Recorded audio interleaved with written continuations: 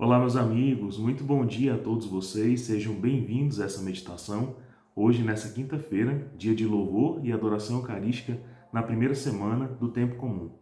No dia de hoje, o Evangelho narra aqui por São Marcos a mesma leitura que nós meditamos há 5 dias atrás, só que lá era narrado no Evangelho de São Lucas. É aquele evangelho que narra sobre a cura do leproso que estava dentro da cidade, né? Então, na narrativa de São Lucas evidenciou de maneira bem clara que Jesus encontrou este homem dentro da cidade, o que não era habitual, né? Porque os leprosos, tendo então marcas no corpo, na pele, sintomas bem claros, eram colocados nos arredores da cidade, né? Além dos seus muros. Então, essas pessoas perdiam convívio com a prática religiosa, com a eclésia, com a, o povo, com a própria família, né, com o trabalho. Mas esse homem estava dentro da cidade e ele percebeu-se então leproso. Então ficava bem claro, né, que esse homem, ao ver Jesus, fez um diagnóstico do próprio coração. E percebendo no Senhor, por meio do testemunho dele, da sua doutrina, né, de tudo que ele ouviu falar com certeza de Jesus, ele se prostrou diante do Senhor e pediu, né? Ele primeiro declarou que Jesus tem poder para tirar aquela impureza, para realmente purificá-lo daquele mal. E Jesus manifesta a sua vontade, sim, eu quero te curar. E aquele homem foi então curado. Jesus o ordenou então ter uma vida piedosa para evitar que tal mal aconteça. Isso nos ensina muito, porque muitas vezes a gente está, né, diante do nosso convívio social, da igreja, da família, no trabalho, no estudo, e temos muitas doenças espirituais que aos outros pode parecer imperceptível, né? Estarem ali mascaradas, mas a gente convive com tais conflitos, problemas, doenças diariamente. Seja isso a preguiça, seja a raiva, o ódio, a ira, os ciúmes, a inveja, a calúnia, a gula, a luxúria, né? Seja qual for a doença espiritual mais empedernida ali em nós, mais impregnada na nossa alma, a gente sabe. E diante da nossa fé, a gente vai sempre apresentar para Jesus essa capacidade do Senhor, essa liberdade que o Senhor, né, tem de nos fazer livres destes grandes males, né? Então Jesus o cura e Jesus então orienta, ó, vai e faz o que você precisa fazer, né? Então nem sempre nós agimos conforme nossas paixões mandam, né? Nossa vontade está assentada. Não, a gente precisa agir conforme Jesus nos ensina, para nos ver livres de tais males, para não cair mais neles tão insistentemente, tão rotineiramente, a ponto de que se tornem um mau hábito, né? Um mau costume, um vício. Então é necessário que o homem se coloque nessa posição sempre vigilante, mas que faça percepção também do próprio coração. Porque mesmo que o mundo não veja as nossas lepras, elas não estejam aparentes, né? Mesmo assim, nós precisamos cuidar do coração, que é lugar de Deus, né? E no dia de hoje também São Marcos evidencia o mesmo, né? É a mesma narrativa, né? Então Jesus pede àquele homem, seja piedoso, seja bom. Então eu vou centrar a nossa meditação na primeira leitura, que é da carta aos Hebreus, né, de São Paulo aos Hebreus, que nos fala como manter então a fé, por que manter o credo, por que manter a esperança acesa, né? Então meditemos pedindo a graça do Espírito Santo para que essa palavra nos ensine, nos conduza e faça justamente o que Jesus nos orientou há 5 dias atrás, ainda no tempo do Natal. Será que de lá para cá a gente manteve o nosso coração vigilante? Será que nós permanecemos, né, olhando para o nosso coração para que a lepra não surja ali? Para que o nosso olhar, nosso ouvir, o nosso falar não se contamine? Pois é, há 5 dias atrás Deus nos deu essa palavra, né? Hoje já passou, já estamos no tempo comum e essa palavra vem então refrisar o nosso coração. Tem olhado, né, para dentro de si, e desejado e buscado, né, a santificação da tua alma, né? Então, é uma coisa muito válida da gente fazer. Então, rezemos pedindo ao Espírito Santo que robusteça a nossa fé, como nos fala hoje São Paulo. Somos filhos do Espírito Santo, filhos da graça, e precisamos muito, né, manter um coração vigilante e orante. Estamos reunidos em nome do Pai, do Filho e do Espírito Santo. Amém.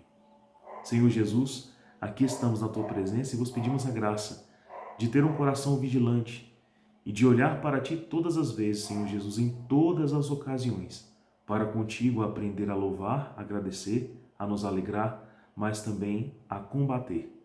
Combater o mal, combater o erro, combater os maus afetos, combater as paixões desordenadas em nosso interior. Dai-nos então essa graça, Senhor Jesus, de que a vossa luz não conheça ocaso em nossa vida. Assim seja. Por intercessão de nossa Mãe, a Virgem Maria Santíssima. Ave Maria, cheia de graça, o Senhor é convosco. Bendita sois vós entre as mulheres, bendito é o fruto do vosso ventre, Jesus. Santa Maria, Mãe de Deus, rogai por nós, pecadores, agora e na hora de nossa morte. Amém. A leitura está descrita para nós em Hebreus 3, versículos de 7 a 14, e diz assim: Irmãos, escutai o que declara o Espírito Santo. Hoje, se ouvirdes a sua voz, não endureçais o vosso coração, como aconteceu na provocação, no dia da tentação, no deserto, onde vossos pais me tentaram, colocando-me à prova, embora vissem as minhas obras durante 40 anos. Por isso me irritei com esta geração e afirmei: sempre se enganam no coração e desconhecem os meus caminhos. Assim jurei em minha ira: não entrarão no meu repouso. Cuidai, irmãos, que não se ache em algum de vós um coração transviado pela incredulidade, quando, levando-o a afastar-se do Deus vivo. Antes, animai-vos uns aos outros dia após dia, enquanto ainda se disser hoje, para que nenhum de vós se endureça pela sedução do pecado, pois tornamo-nos companheiros de Cristo, contando que mantenhamos firmes até o fim a nossa confiança inicial. Veja, que palavra que nos ensina, né? Vai ao encontro justamente daquilo que nós acabávamos de falar. Passaram-se 5 dias desde que o Senhor nos recomendou a piedade, a vigilância, a oração, né? A permanência na amizade com Jesus, que a incredulidade não nos assombre, né? Não nos afaste da comunhão com Deus, que a luz de Jesus não conheça ocaso, ou seja, que ela nunca cesse em nossa vida. E São Paulo hoje está orientando a mesma coisa.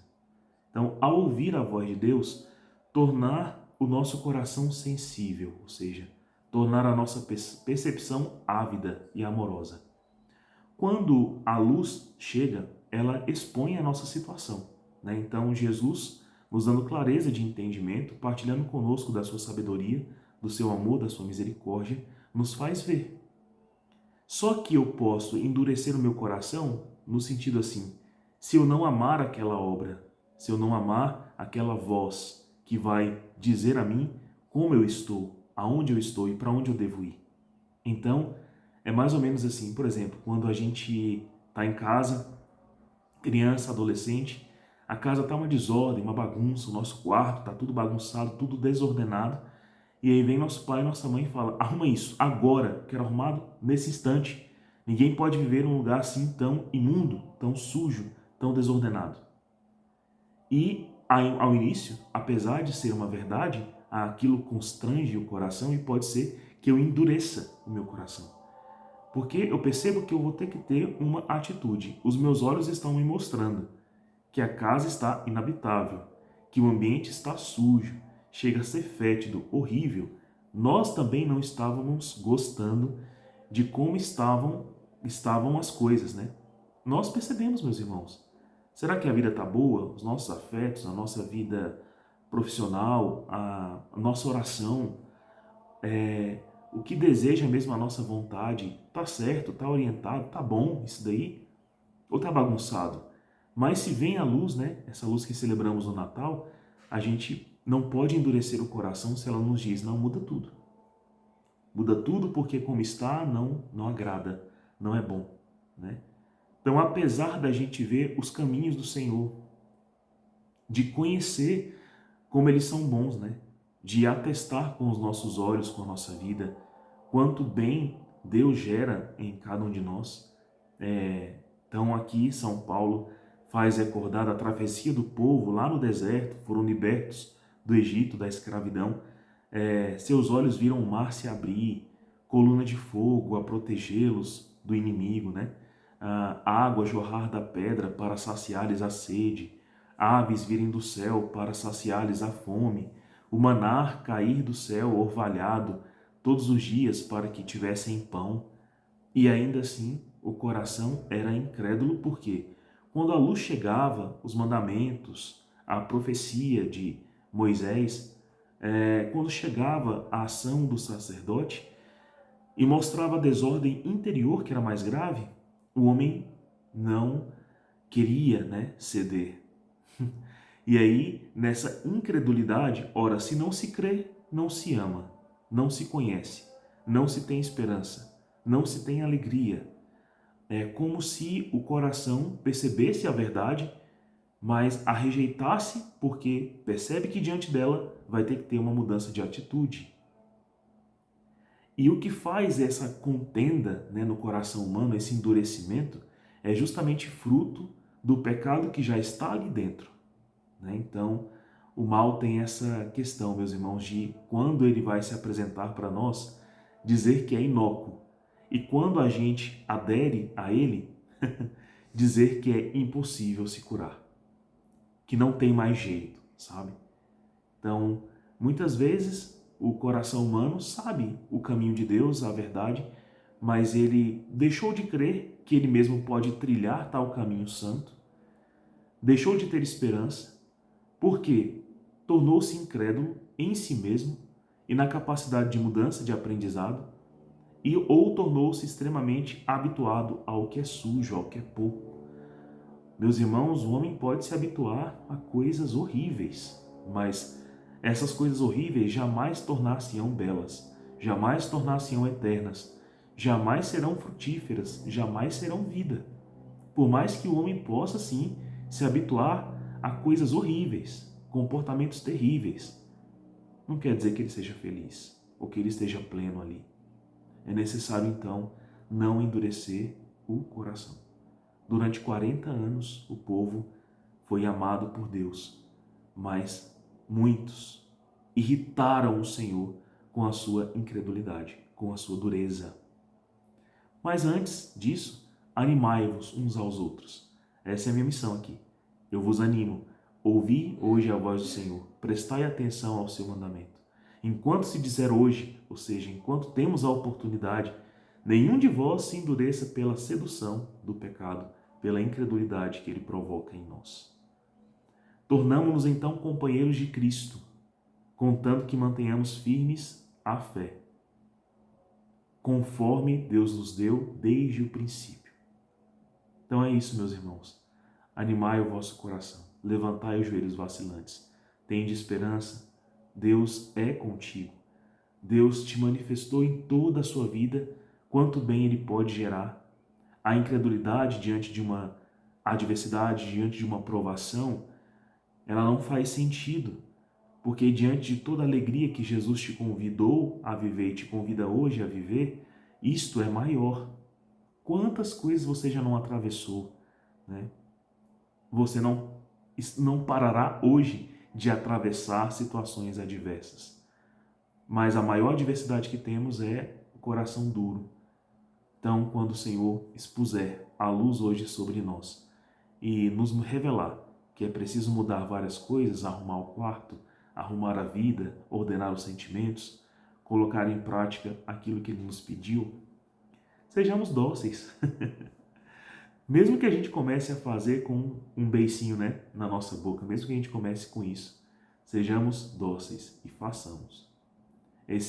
Essa leitura me faz lembrar muito um conto uma crônica das Crônicas de Nárnia do C.S. Lewis chamado A Cadeira de Prata.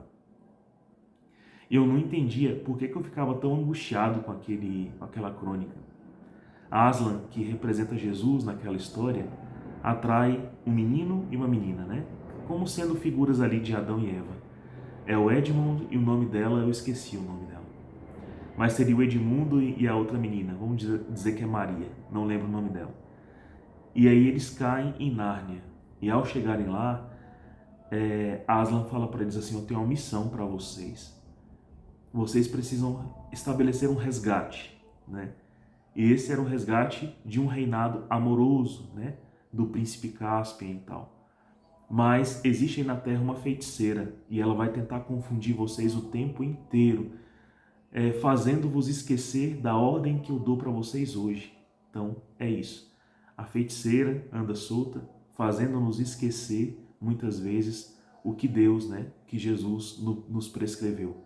E a recomendação do Aslan, no início desse conto, é: repitam dia e noite, de manhã cedo ao meio-dia, antes de dormir, o que eu vos prescrevi.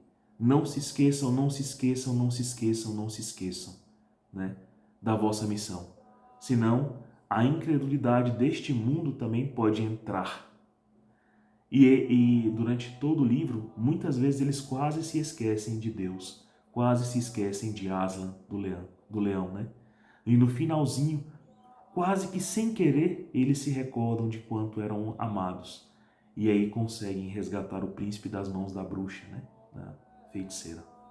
Mas enfim, leiam depois esse conto. É um conto infantil, mas é muito valoroso. E não se percam, né? Apesar dos males estarem instalados em vários locais deste mundo, Jesus está conosco. Jesus é presente na minha e na sua vida. Um grande abraço, fiquem com Deus.